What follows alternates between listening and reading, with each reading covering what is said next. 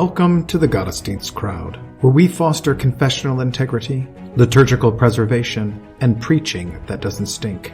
We believe that the historic liturgy of the divine service is more than mere cobwebs of antiquity, but it is a true treasure of the Church to be dusted off and brought down from her attic to be enjoyed. So let's get dusting. Welcome back to the Gottesdienst crowd. This is Jason Braaten, your host. Today we have back with us Dave Petersen. Welcome back, Dave. Thank you. So we will be looking at the Epistle reading this week for the commemoration of the Reformation. If we didn't make you mad last week by not saying that Mary was a perpetual virgin, then perhaps this week we will by focusing on the Epistle reading instead of the Gospel. I'll go ahead and read the Gospel reading from the English Standard Version, and then we can launch into our discussion. Here we go. Now we know that whatever the law says, it speaks to those who are under the law, so that every mouth may be stopped, and the whole world may be held accountable to God. For by works of the law no human being will be justified in his sight, since through the law comes knowledge of sin. But now the righteousness of God has been manifested apart from the law, although the law and the prophets bear witness to it, the righteousness of God through faith in Jesus Christ for all who believe. For there is no distinction, for all have sinned and fall short of the glory of God, and are justified by his grace as a gift through the redemption that is in Christ Jesus, whom God put forward as a propitiation by his blood, to be received by faith. This was to show God's righteousness, because in his divine forbearance he had passed over former sins. It was to show his righteousness at the present time, so that he might be just and the justifier of the one who has faith in Jesus. Then what becomes of our boasting? It is excluded. By what kind of law? By a law of works? No, but by the law of faith. For we hold that one is justified by faith apart from works of the law. All right, in terms of context or in the progression of Paul's argument, what is he on about? The theme is given in 1:16. I mean, so he has his kind of, sort of typical introduction, and then he says, I'm not ashamed of the gospel of Christ. It's the power of God unto salvation to everyone who believes. And then from, verse 18 of chapter 1 all the way through 3:19 is just law, right? The whole thing is this is the concluding verse. I'm glad it starts at 19, right? Mm-hmm. Because this is the conclusion of that whole section, that whatever the law says, it says to those who are under the law. And that would mean then he's already demonstrated that both Jews and Greeks are under the law, though in different ways, because, the Greeks don't have the advantage of the written law, but they condemn themselves. So the whole point is to just strip everyone of any idea. And that's what he says, right? That every mouth may be stopped, mm-hmm. And that all the world may become guilty. Or I like the translation accountable. I think that's what the ESV had, right? Be held accountable, yeah. Be held accountable before God, but right, to be guilty before God. So it's because by the deeds of the law, no flesh, Jew or Greek, is going to be just in the sight of God, and the law is the knowledge of sin. So I mean he did state the gospel in 1:16 and 17, but now he's just been ripping away, any self-righteousness in either Jew or Greek. Mm-hmm. And then he's going to go into this, just incredible exposition of the gospel, right? Mm-hmm. I mean, so this section, by the way, 19 to 28, is cited 93 times in the Book of Concord. So I don't know if it's the most cited Bible passages, but it's up there. And that's the reason, by the way, why go to the epistle. I mean, this isn't a feast of Christ, right? It's a feast mm-hmm. of justification. It's a commemoration of the historical, event. I love that the color is red. I love tying the Reformation to Pentecost and seeing mm-hmm. it as significant of an event as that. I know there's been As a some work of the criticism. Spirit. Yeah, the work of the Spirit, right? This is, and we should thank God for it. Not that, right, Luther wasn't perfect. I mean, we know all that. But look, I mean, this doctrine came back to the forefront, and the church was, awakened to its true heritage and glory in this particular doctrine. So what should you preach about at the Reformation? You should preach about justification, and there's no better text for doing that than this, right? Right. So anyway, that's the context. This is the conclusion of, I mean, it's such a law gospel thing, but it really is. I mean, there are hints of the gospel and, in chapters 2 and the beginning of 3, but it's all meant to be exposing this, right? So you do in that, 1:16 and 17, you get that, what you said, the gospel is the power of God for salvation, Right. and that the just by faith shall live. Right. So you got that thesis statement, and now he's in the rest of 1 and 2 and the beginning of 3 is stripping away all of the things that we might consider ourselves righteous or justified by. Yeah. Well, any other way that we might think we might live. Right. So, I mean, the word live there means to live with God, right? To be alive spiritually, right? So the just are going to be alive by faith. Sometimes people hear it as kind of living, like walking. I mean, the metaphor for walking of, the way that you're going to live your life will be by faith. Nope, that's not what this means. This means, I mean, that's not false, right? That we should, but here it is. One right? leads to the other, right? One leads to the other, but here the just shall live by faith. The Habakkuk passage. This is, how is it that you're not going to be dead? And right now you're dead in your trespasses, right? Or I mean, apart from Christ, you're dead in your trespasses. You've also got in verse 17, the revelation language, right? So the righteousness of God is revealed, and then he's going to go, here's what else is revealed: the wrath of God, and against sin. And then in 21, we're going to come back. The righteousness of God apart from the law is revealed. So all this is 21 through 20. Well, I mean 19 through 28. This is all going back to Romans 1:16 and 17. Well, I'm surprised that they, in verse 17, translated the just shall live by faith instead of the just by faith shall live. Yeah. Because, I mean, that's the word order in the Greek, not only in the Byzantine text form, but also in the Nestle Aland. Yeah, I mean, it does. I have to, but see, to put the subject and then the verb and then the indirect object would be the normal English order, though. Yeah, but yes. No, yeah. But Greek doesn't, I mean, Greek isn't Latin that it always ends with or typically ends with the verb. Does Latin do that? It's Latin German.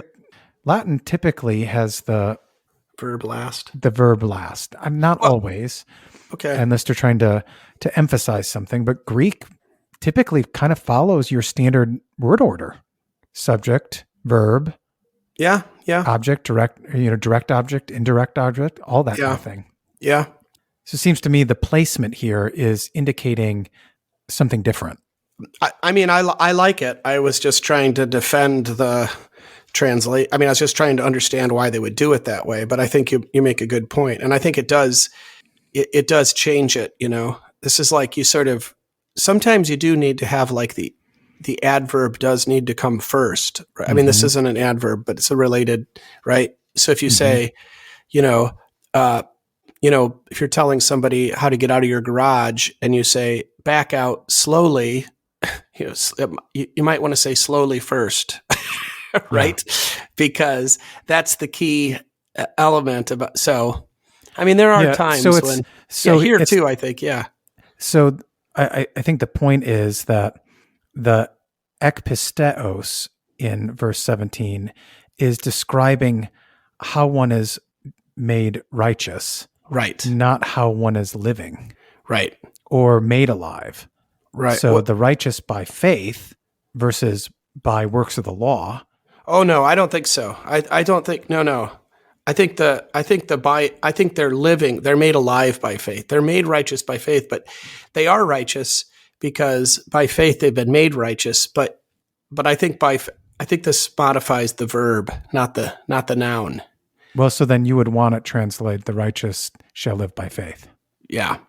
The righteous. I disagree with shall you. live by faith. I think the ekpisteos is a modification of dikaios to say this is how we are made righteous. We are made righteous by faith, and since we're righteous, we shall live in God's sight by faith. Okay. Yeah. Well, we disagree. I mean, it ends in the same place. I think you're taking a position that's fairly unique, though, right? Well, Does I'm just anybody else the word order, man? Well, maybe you should follow the grammar instead of the word order. Well, I think the word order and grammar go together. All right. It does land in the same place. You do, by the way, the faith thing too, just to make the connection again between 16:17 and the chapter 3. You have that at the very end. Where was? I'm on the wrong page. That's why I can't find it. I guess In my verse point 20. is we are accounted or reckoned righteous by faith. So the righteous by faith, those are the ones who will live. Fine. I think I don't think that's the way it reads, but whatever. I'm fine with it. I don't want to keep fighting about it. I don't think we're fighting. Yeah. Well, no, I know we're not fighting, but I mean, I'm not too worried about it. If I was, I'd be willing to fight. You do have that justified by faith in verse 28 though. Yeah. So there you've got a man is justified by faith apart from the deeds of the law.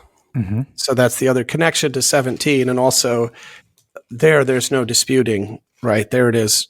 Right. So we kind of agree.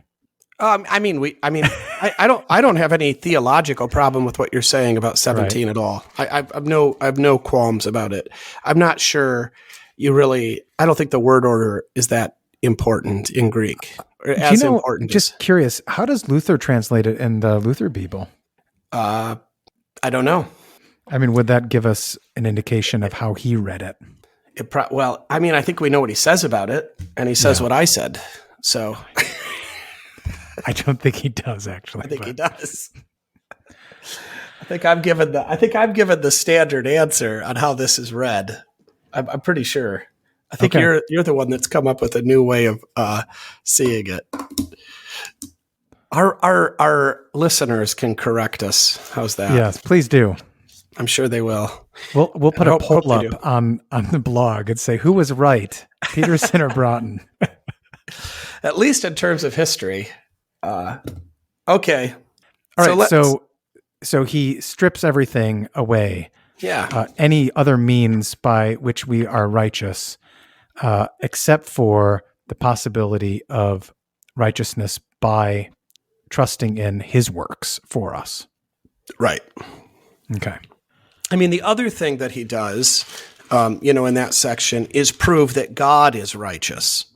Mm. So that's which is, obviously closely related, but there is, part of the sort of quandary or problem is how can God be just if he's letting us off the hook? Mm. Right. And so some of this is to demonstrate, that he is fulfilling the law is part of his righteousness, and he is still consistent. And this isn't a new religion. I mean, that's going to come up later, with the whole Abrahamic thing, but I think that's in this section too, that God is righteous, and part of his righteousness requires him to condemn sin. And then in that condemning the sin, right, there has to be this, but he's also gracious. So he can't just forget about the sin. It has to be paid for. It has to be atoned. Right. So he's condemning the sin, and then you're going to get the atoning stuff. I mean, the atoning stuff comes in 21 following. So I was just scribbling down some stuff, before we started here, and I bet there's more, but without even hardly trying, I found, 3 very clear messianic ties. I mean, Old Testament. Where did I write that down? I lost my page and moving these books around. Here we go. So you've got he's the mercy seat. So verse 25, these aren't in order. These are just as they came to me. But that's the word there, hilasterion, right? Mm-hmm. Whom God set forth as a propitiation by his blood. He's the mercy seat. Now, I get mercy seat's kind of an awkward translation, and because people wouldn't know what it is, but, we're preaching on this, so we could tell them what it is. I mean, that is the connection he's making. Through the vocabulary explicitly. Mercy seat's a way better translation than propitiation. So he's the mercy seat. He's the Passover lamb. And that's also verse 25, right? Because in his forbearance, God passed over the sins that were previously committed. So he's the Passover lamb that enables that. And then you've also got that he's the Redeemer. That was earlier. Verse 24, you have that word lutra, apalutra, whatever it is, right? The apalutrosis. Lutrosis, which, is related to the Goel, right? The Redeemer. Mm-hmm. So you've got the Job 29 thing there.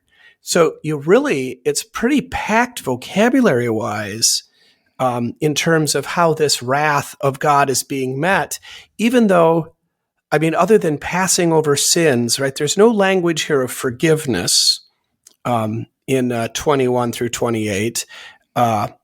There's the justification. Well, we got to talk about that too. So we've got justification. We got the word grace. Oh, there was something weird in the translation.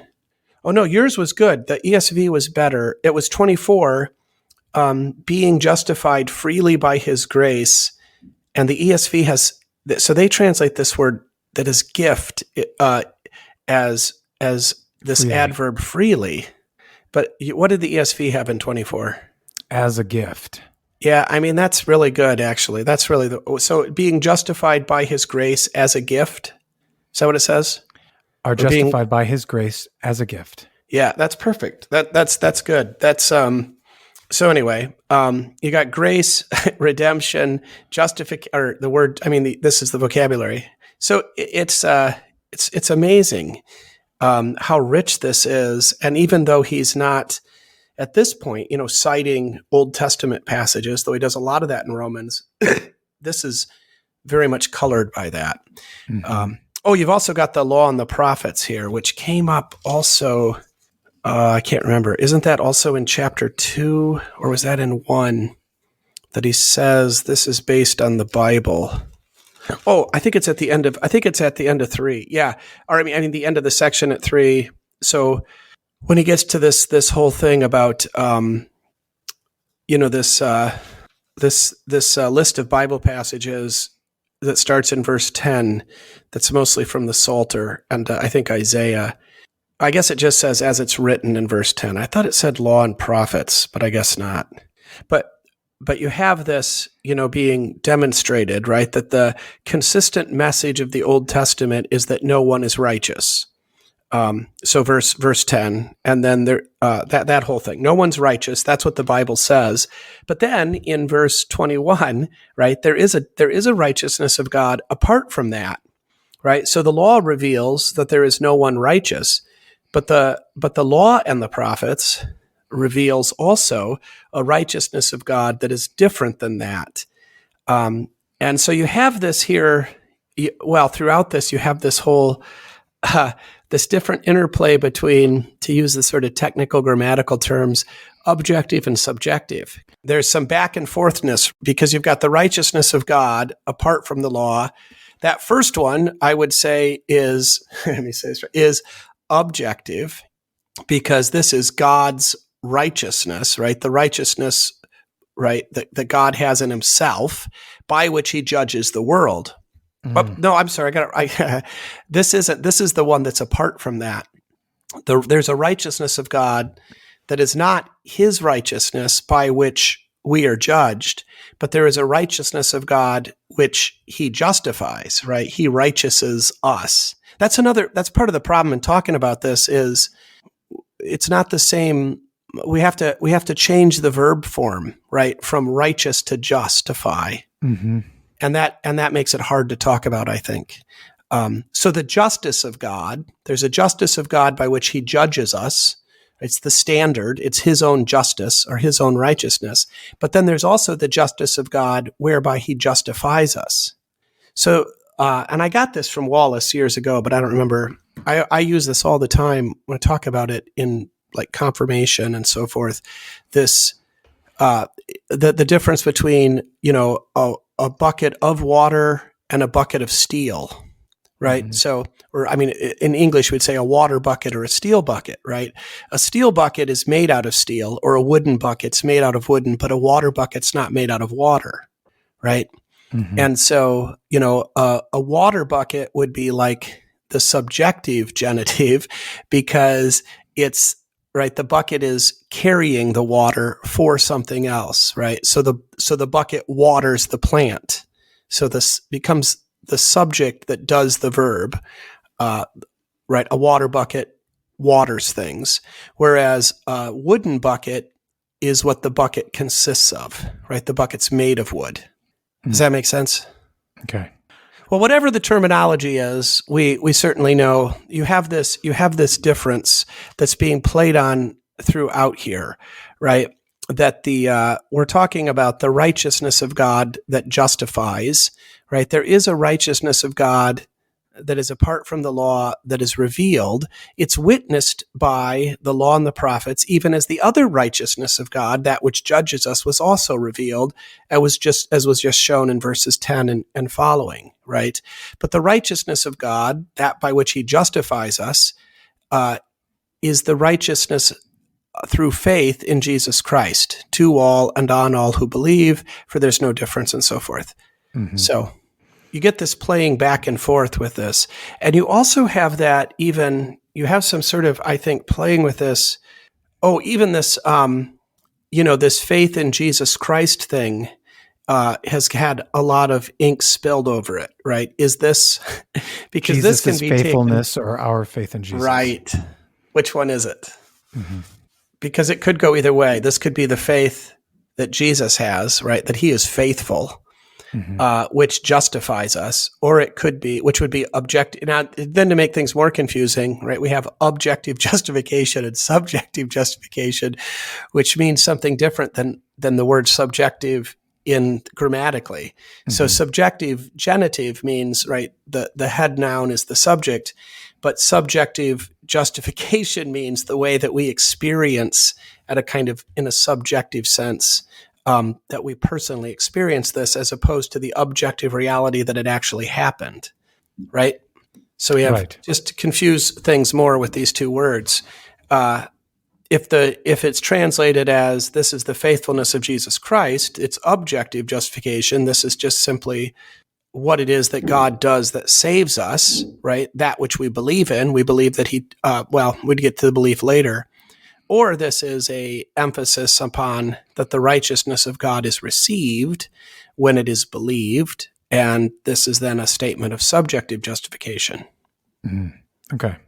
I don't feel the need to choose, but I will point out that we do have the word. Here's another problem.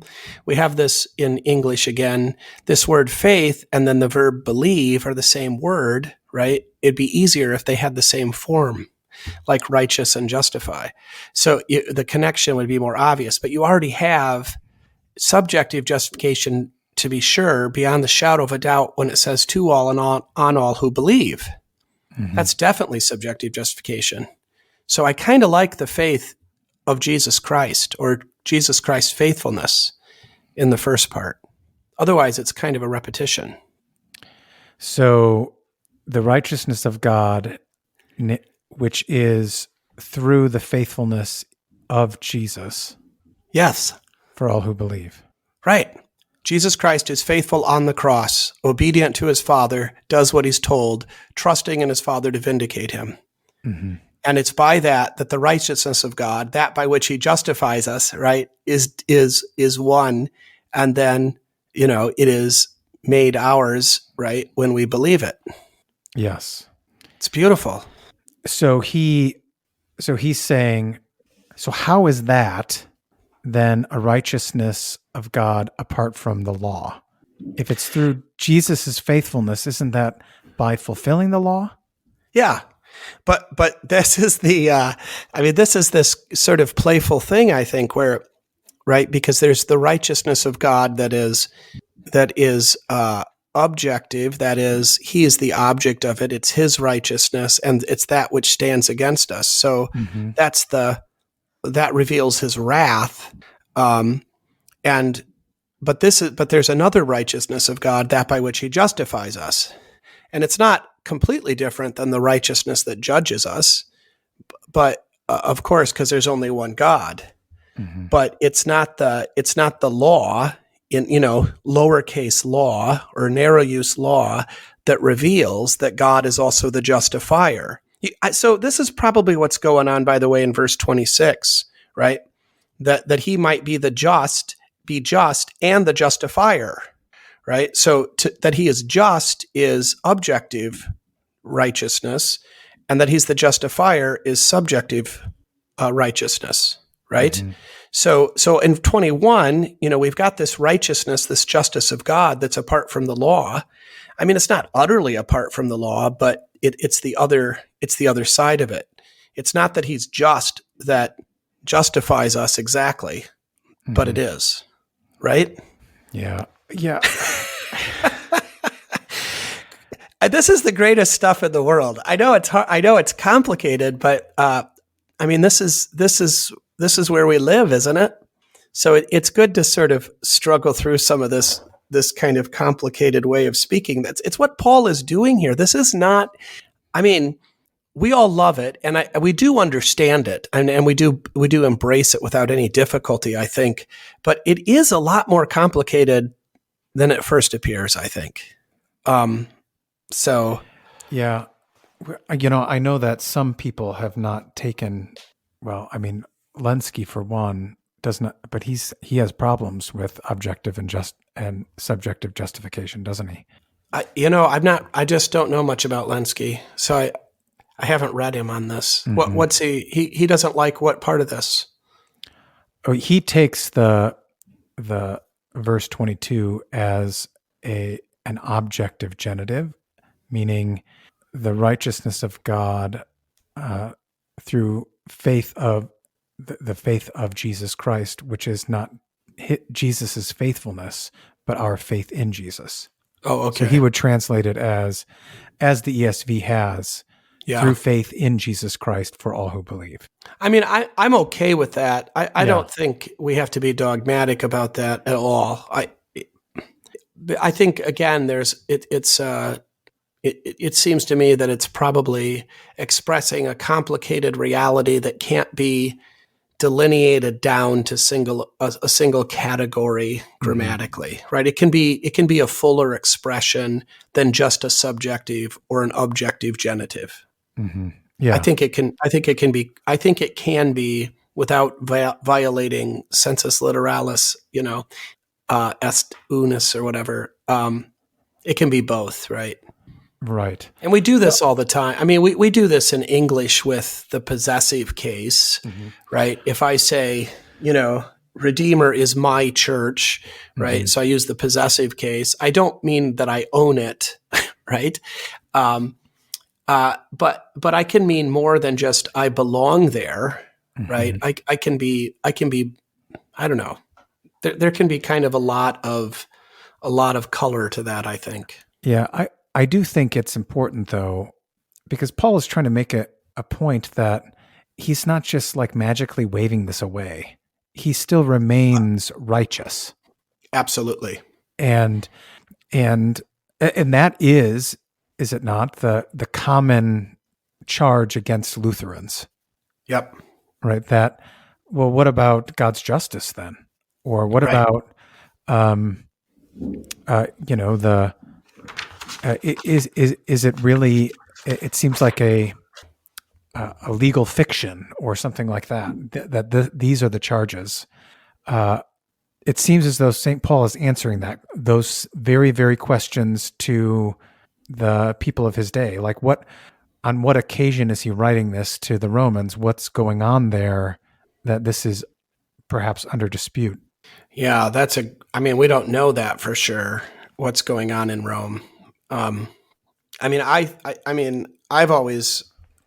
no scholar of Romans, but I've always just sort of seen Romans as a doctrinal treatise that Paul is sending, to people he hasn't met for the most part, as kind of preparing his way, and in some sense maybe also kind of practicing, and writing for the church. But it's hard to know how specific Paul is being. It's not like Corinth or Galatia. So there does seem to be a Jew-Greek problem, right? Yeah, that and that could just be based on his past experience. Yeah, that's right. He could this always happens, right? Yeah. I mean, it could be like the case wherever I go, so I'm just going to deal with it up front before I get there. That's right. That's right. Yeah, it'd be like us going into a Missouri Synod church. Well, we know they're going to have a problem with the sign of the cross or whatever. And chanting. Yeah. That's right. Yeah. So anyway, so I have actually, I was trying to kind of come up with some preaching stuff instead of just talking about this stuff. How do you then bring this to bear? Yeah. I have I had a couple, but one of them was, the theme is God is just. Mm-hmm. And to talk about the objective justice of God, that his justice, right? And then to recognize it as being the intersection of wrath and grace, or of maybe better would be the intersection of holiness and grace, right? That it's not just one-sided, but it's this fullness. And then to see how Jesus Christ himself, as the fulfillment of the justice of God, is testified in the law and the prophets. And then you have the mercy seat, the Passover lamb, the Redeemer, probably more, but at least those three in this little section. So it would be, right, God is just, then his justice is testified in the law and the prophets in these ways, right? So the idea that, the Messiah would die to reconcile the world to his Father is not a new idea that Paul came up with, or even that Jesus came up with, during his ministry. But so to bring that out. And then the third part would be that we're reconciled to him in his gracious declaration, which is this is the weakest part. I don't like this now that I'm reading it out loud. I don't know how to wind this sermon up. So, but I wanted to try to preach on, or think about preaching on, the idea that God is just, because I think that is exactly I think what you said was spot on. That we kind of see God maybe a little bit too much as the great forgiver, which isn't false, of course, but we need to place that forgiveness within the context, within the reality of his justice. Yeah, that he fulfills his own requirements. Yeah, I mean, that's ultimately the answer, right? He's fulfilling it himself, and at terrible cost. So that we can begin to see that sin is serious. Otherwise, if it's just something he waves away, like the Wizard of Oz or something, then we don't see sin as really being a big deal.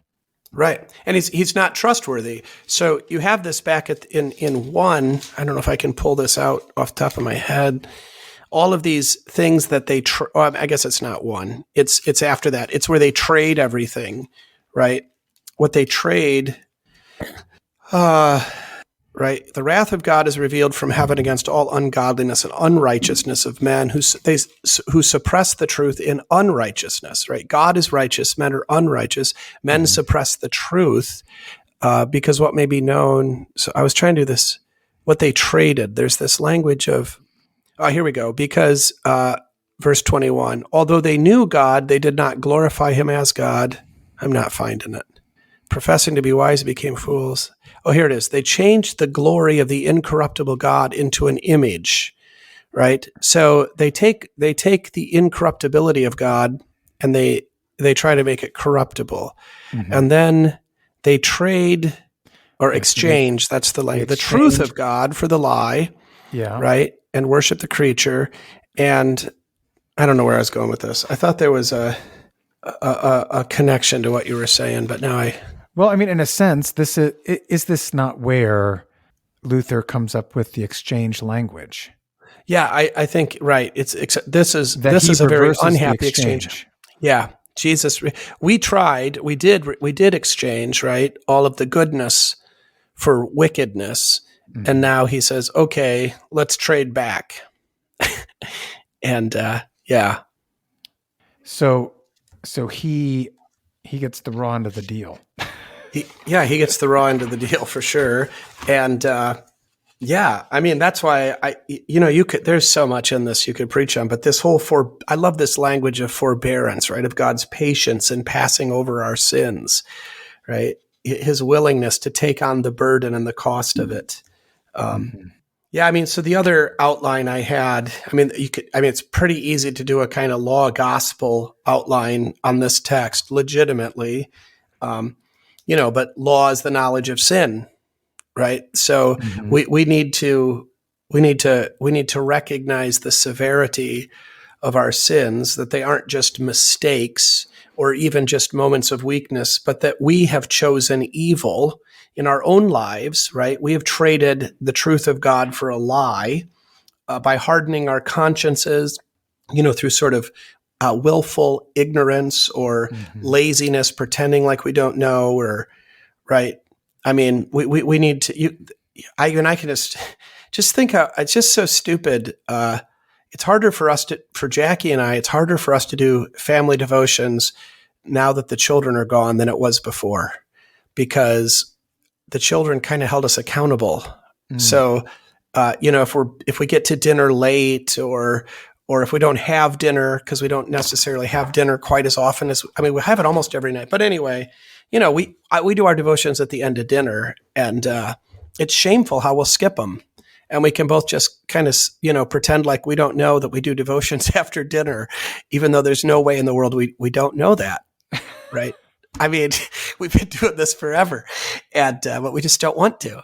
And it's just like, why would we, so we have to hold each other accountable. As long as one of us is willing to call it, then it's going to happen. But if both of us cooperate in this, it's ridiculous. We should never miss them. And I mean, that's just that's the least egregious thing that we do. But anyway, I think there's ways to preach about how, and to recognize this kind of fullness of the law, that we have to actually become guilty and our mouths have to be stopped. That we need to actually recognize that we have no excuse. Right? No comparison to other people, no excuse. We actually chose wickedness. We traded the goodness of God for wickedness. So that's there you go. There's part A, law. And then to move to the whole idea of the forbearance and the passing over of sins, you could use that same stuff, the mercy seat, the Passover lamb, the Redeemer, but you could also, but anyway, the forbearance thing is really amazing, right? And then in verse 26, right, that to show now his righteousness, and that is going to be, this is great because you've got both there, that he is just and that he is the justifier. And that's an astounding thing. Like I was trying to think, like, could like Zeus or, the God of Muhammad or whatever these other, they're not justifiers. I mean, even in the mythology of the pagans, right? They might be just, though. I mean, not really. Like Zeus isn't. But like they don't justify people. I don't know. Zeus might forgive Hercules or somebody else, but he doesn't justify. There really is no forgiveness in their scheme. Because they can sort of. I mean, well, there can be a kind of tolerance or a forgetting about it, but there's no, like Zeus isn't going to make the payment himself. No, because gifts in the Greek scheme automatically entail power over one another. So, And so it's not, so they must, so it's not as though they get forgiven. Yeah. So I'm just thinking of like Agamemnon and Achilles. Now I recognize they're not the gods, but Achilles won't accept the half apology of Agamemnon in the Iliad, Right. because it necessitates that he will be the son-in-law of Agamemnon and then will not be the greater man. So the gift, there's just no forgiveness. Yeah. Just none. I mean, at all. Achilles is kind of the fool in that story, though. I mean, Well, they're all the fools in the story. well, they are all the fools. That's true. But I mean, Achilles is kind of the most obvious fool. I mean, Agamemnon Achilles and Paris is. I mean, really, the only kind Hector. of true hero is Hector. Hector, yeah. And Well, I mean, to a certain yeah. extent, Odysseus, or I can't remember the other guy's name on the Greek side. That Paris. Did you say that already? Yeah, Paris is Paris is a Trojan. Yeah, he's the start of the whole thing. Mm-hmm. We should name a city after him.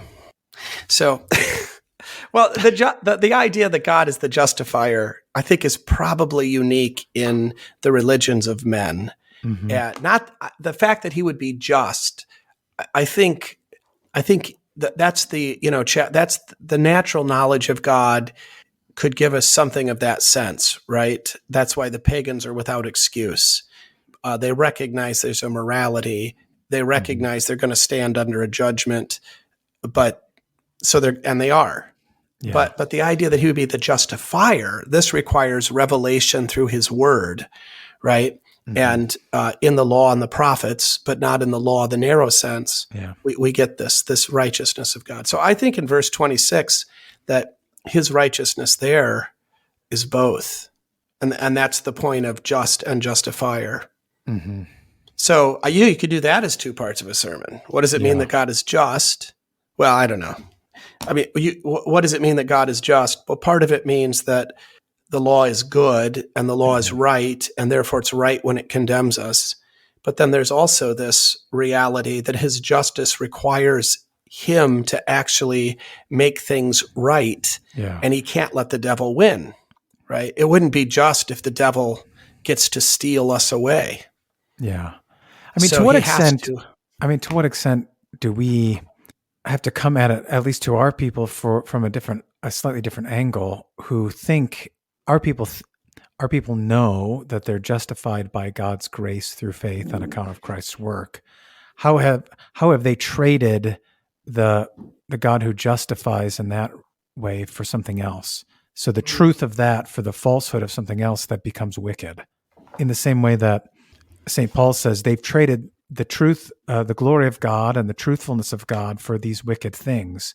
How have we taken that truth of how God justifies and twisted it into a falsehood so that we become wicked? Does that make sense? Well, I mean, there's our hobby horse antinomianism, of course. Yeah. But I wonder if it's just an overall kind of taking of it for granted. Yeah.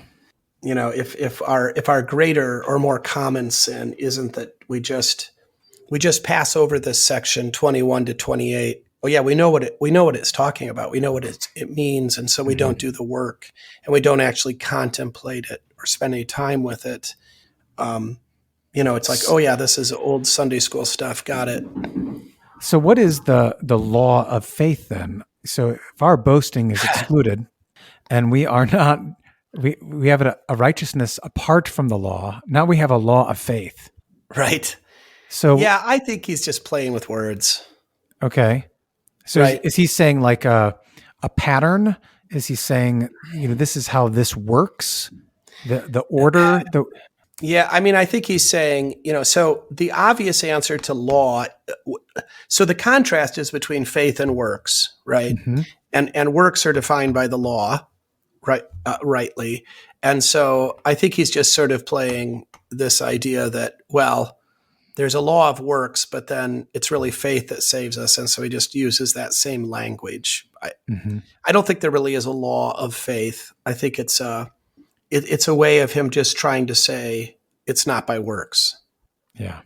right? There's no way to boast. You can't boast in faith because it's a completely passive activity, right?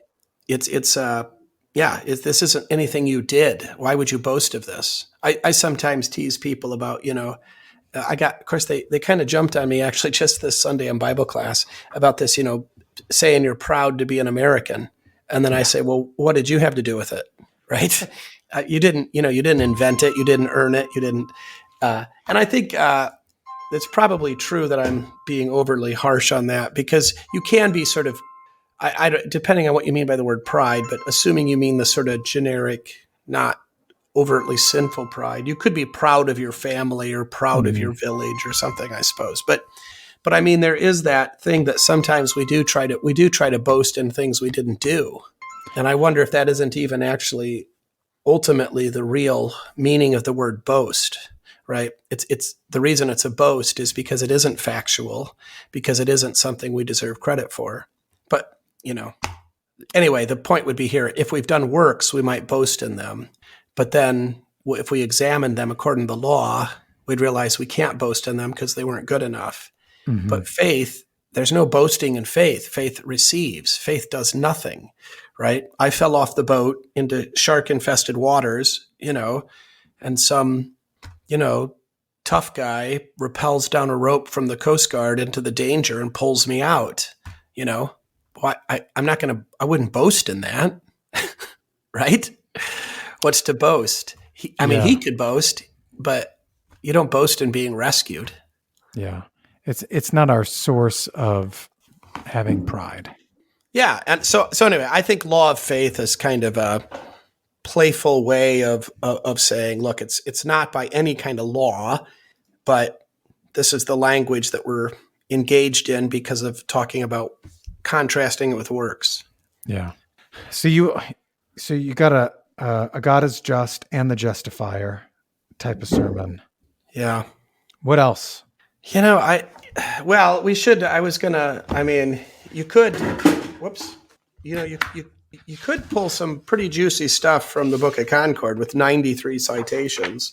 You certainly could pick up Augsburg 4, and cite it. I think I've cited it probably more Reformation sermons than not.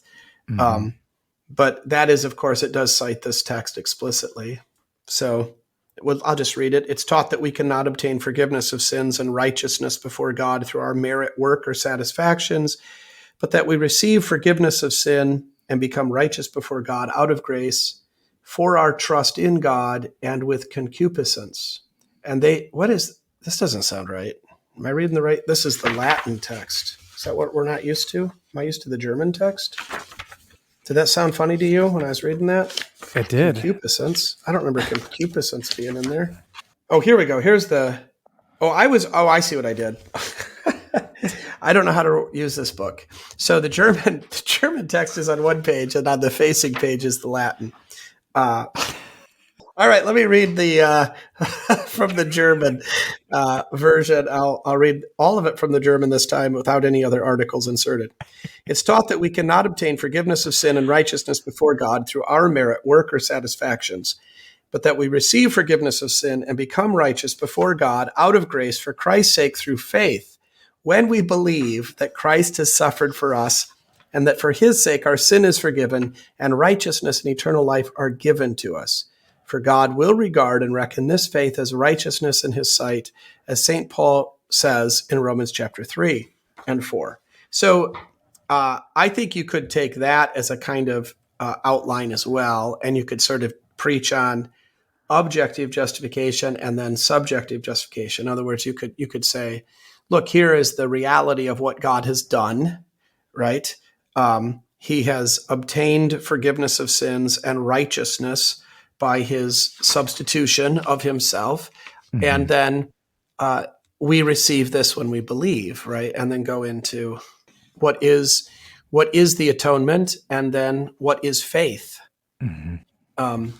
So that I think could be useful as well. Is there something that kind of our people forget about the beauty of our articulation of salvation and justification before God? I mean, you've already said that we exchange it for in the sense of taking it for granted. That means that they don't really recognize what God has done for them. Yeah. I mean, I wonder So is if there a sense in which kind of the law in this section is to really kind of double down on preaching the goodness of God in doing these things, kind of what you see in the reproaches right. For Good Friday? So how might you bring that out? Well, I wonder if part of the problem is we've twisted the whole thing so often into an existential crisis, right? So we're because the Reformation, we always kind of go to Luther whipping himself in the cell and so terrified in his conscience that he's going to be destroyed by God's wrath, right? And then he has this great and wonderful dramatic conversion where, oh, God is gracious and he doesn't hate me. And I mean, that is the story more or less. And that's a great story, and it's true. But the problem is, right, our people aren't in that. Right. They're not terrified they're going to be destroyed, and they shouldn't be terrified. They should be confident that in God's promises, and they should trust His word. They shouldn't be terrified of going to hell because they're not going to hell, right? They're the baptized. They believe. But then sometimes I think maybe we've tried to artificially create this emotional experience, this existential crisis of conversion, especially maybe at Reformation. And I wonder, if the way to go isn't just like what you were saying there. Let's talk about the goodness of God or the justice of God, the righteousness of God, rather than kind of our response to it. Yeah. So maybe we preach about God instead of preaching about Martin Luther or preaching about, kind of our struggles to believe. And I don't mean personally, but I mean, kind of that. But so we're reading through Genesis in the school. It's really been fun, but it's really, it's pretty horrible because we had 19 yesterday, which is the Sodom and Gomorrah, and there's no joy. And then Lot's daughters, sleeping with them. So that's great fun to talk to 5-year-olds about. And then 20 today, which is, Abraham again passing Sarah off as his sister. And it's just like kind of shocking, when you read through this, and it's just that maybe that's why I'm on that forbearance thing, right? Why in the world does God bother with us? It's, so Luther's having this great crisis and he's terrified, right? Sodom and Gomorrah aren't. They don't care at all. Most of the world does not care. They're not worried about God's wrath. So, it's astounding that he puts up with this, and that why would he even come? So would you bring that up in the sense of, what about us? Do we even notice? Yeah, I think maybe are our consciences pricked at all? Right. You got so let's just say whatever it is, the drag queen story time. Who they feel totally righteous in what they're doing, and they don't care what God says. They don't care what the Bible says. They'll decide for themselves. They're just hardened sinners, right? Okay, well, we're not them, right? But then are we like, maybe like Lot, trying to, let's just pull these angels inside, and give them our daughters. Are we, I don't know. There's a middle ground here that would be the more appropriate response, not Luther's response, but a Christian response, a man after God's own heart, maybe a praying of the Psalms, a recognition of God's justice, and then trusting on both sides of that justice, the truth of his law and of the threats that his law makes, his wrath that's being revealed, and at the same time, an absolute confidence and trust in his grace, his obligation in himself, according to his righteousness, to fulfill that law for us and to save us, right? Yeah. So, is there a sense in which they are like Luther, but they're trying to cover it up. Like they're trying to self-medicate Do you with think other so? things. Do you think they are? Are you? Well- I mean, let me ask: are you like that? Maybe that's too personal. Well, so I wonder if we come to the knowledge of those things, and by self-medicating, either saying things like, well, Jesus died for me, is a way for us to escape the reality instead of as a place for refuge. Like we're always trying to escape the thing instead of just find our refuge in the one who saves us. Does that make sense? So we end up using the gospel as though it is a law, something that we can just apply to ourselves the way we do Band-Aids or Neosporin. But it always leaves us kind of lacking because we're not really ever dealing with the real issues. So we kind of recognize that they're there, but we become deaf to it over time. So can you give me an example? Well, I suppose an example would be when your parishioners who haven't been in church forever see you, what do they say? Or if you go up to them and talk to them in the store. I mean, I see mine in the store or when I'm out and about. They're like, "Oh yeah, I know I should be back in church." Okay. So what do you say in response? Yeah, you should. Yeah, good. Jesus comes to meet you there, and you're saying that I don't want to see you. So yeah, you should be in church. So you're saying when they say that, you think maybe they're thinking that simply by saying that they know they should be in church, that is, they're thinking that's enough, and that they're using that to escape. I'm saying they recognize the wrongness or the untruthfulness, the wickedness in what they've done. But they bring it up in that way because they just want you to apply the gospel to them, which they have already done themselves because Jesus forgives my sin. I don't think they. Yeah, I don't think they do. Okay. Who knows? We can't see into their hearts, but I think that when they say that, they don't really think they're actually wicked. They think that because they say, well, I should be in church. Yeah. Okay. So that's the distinction. Luther actually knew that he was wicked. These people are not. Right. And Luther was in church, right? I mean, Luther believed he was wicked and he knew it was really a problem. So he was trying to deal with it. These people aren't trying to deal with it at all. They're completely comfortable. Well, I mean, we've talked about this on here, I'm sure, cause I've talked about so many people, but I just don't know. I'll run into people. They're not even delinquent members. They're former members and they don't know that they're former members. They think they're still members here. And they've been to church in 20 years, and then they'll come back. God be praised, right? And so I'm sincerely thankful. And now, I try to catechize them, the whole thing, bring them back in.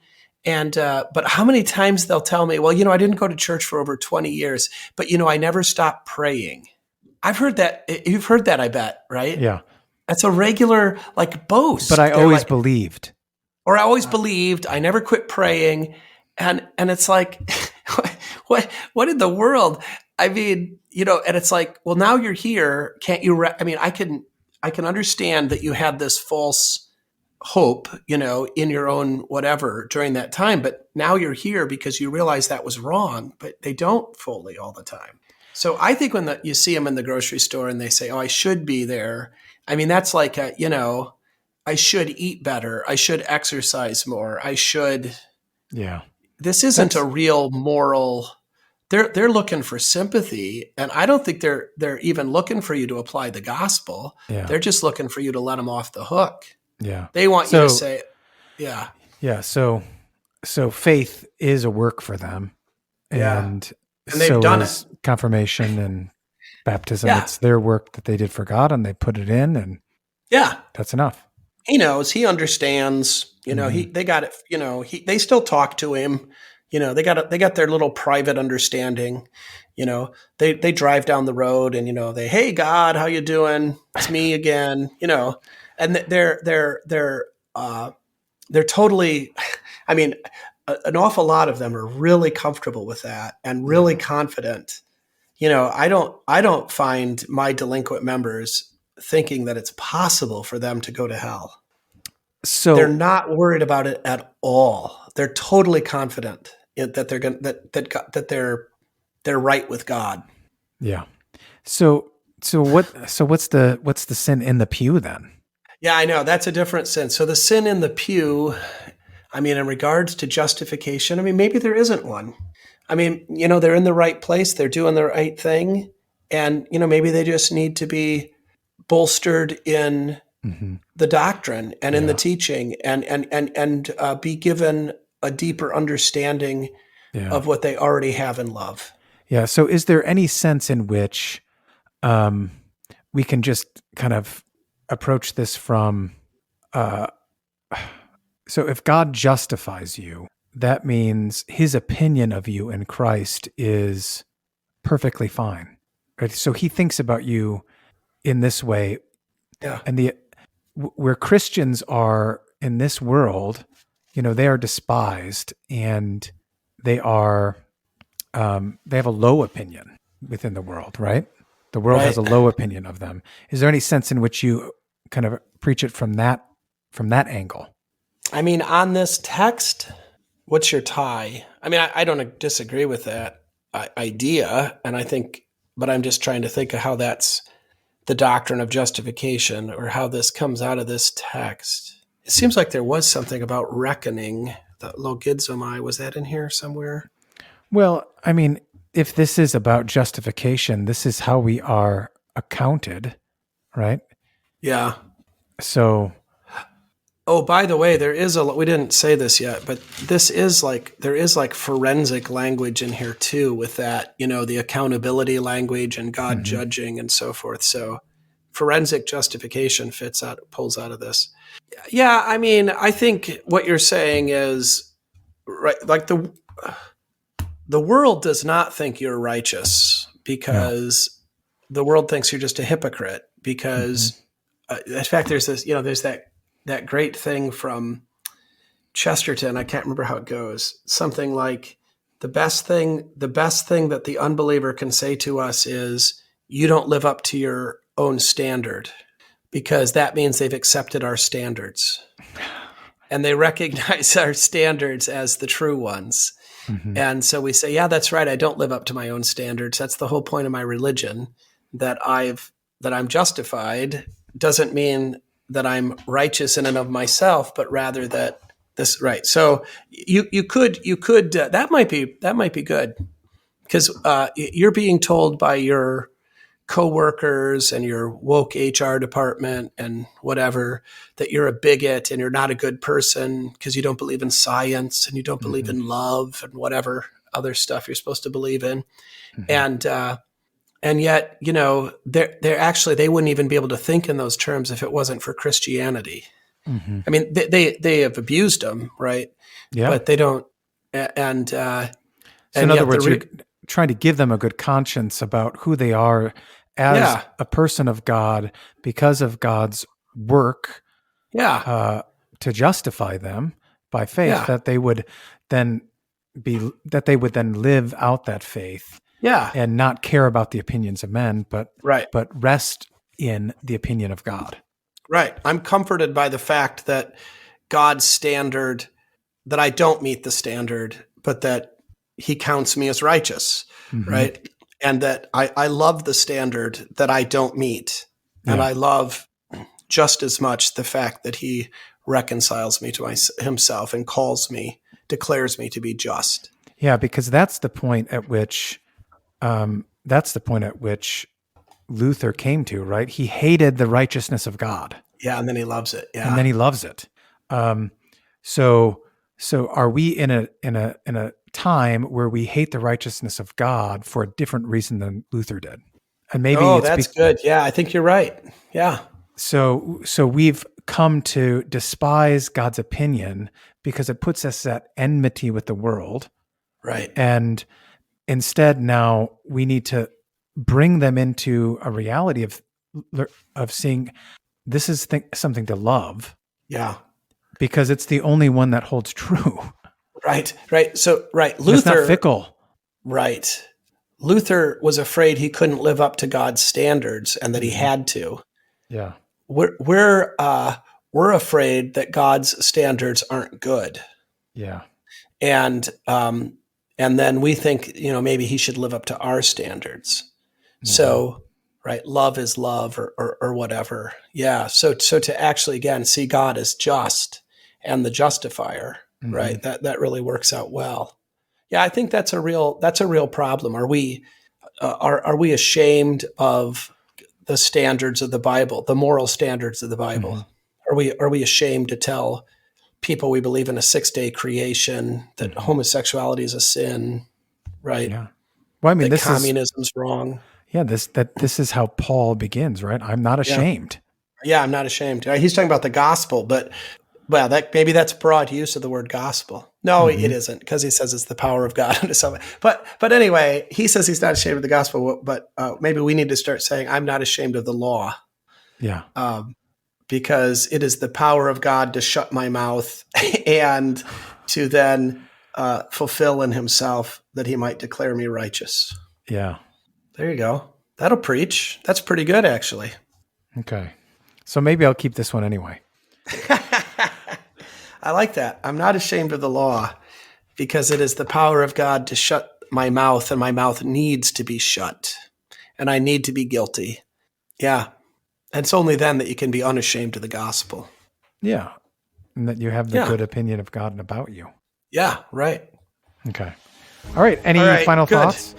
No, I just got a email that I've got a delivery they've been trying to give me from Walmart, so I got to get my social security number entered here and sent off. So, all righty. Talk to you next week. All right. Great. Bye.